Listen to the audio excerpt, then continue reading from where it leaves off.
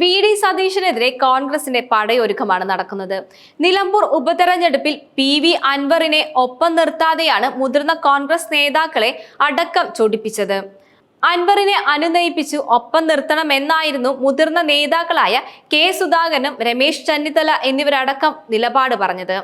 എന്നാൽ വി.ഡി. സതീശൻ ഇവരുടെ അഭിപ്രായങ്ങളെ ഒന്നും മുഖവിലക്കെടുത്തില്ല എന്നതാണ് പ്രധാനപ്പെട്ട ഒരു കാര്യം. സതീശൻ സ്വേച്ഛാധിപതി എന്ന പോലെ പെരുമാറുകയാണെന്നും കോൺഗ്രസിലെ ഒരു വിഭാഗം നേതാക്കൾ ആരോപിക്കുന്നുണ്ട്. നിലമ്പൂർ ഉപതെരഞ്ഞെടുപ്പിൽ UDF തോറ്റാൽ അതിന്റെ പൂർണ്ണ ഉത്തരവാദിത്തം സതീശനായിരിക്കുമെന്നാണ് കോൺഗ്രസിലെ ഒരു വിഭാഗം നേതാക്കൾ പറയുന്നത്.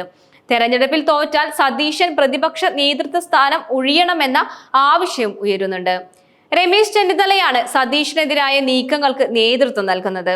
തന്നെ KPCC അധ്യക്ഷ സ്ഥാനത്തു നിന്നും നീക്കിയതിന് അതൃപ്തിയുള്ള സുധാകരനെയും രമേശ് ചെന്നിത്തലയ്ക്കും ഒപ്പം നിൽക്കുന്നുണ്ട്.